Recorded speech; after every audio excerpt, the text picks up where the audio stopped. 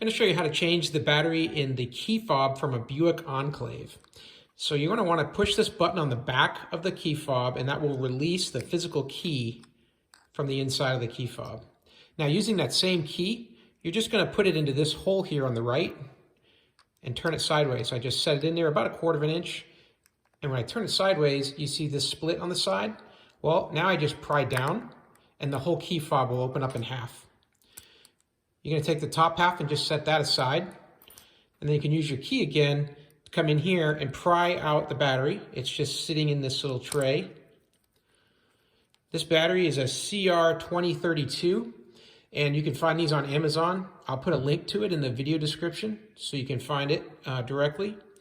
When you get your replacement battery, you're going to want to put it in with the plus on the battery facing down into the key fob, and it'll click right into that little tray. Then just take the top half and you're going to set it on there, and it's just going to squeeze together, and you're going to see that it clicks right into place.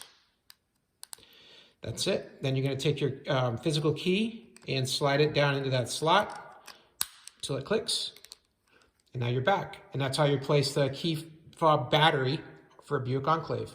Hey, I hope this video was helpful, and if it was, please give it a thumbs up, and that'll help other people find it as well. And as always, have a great day.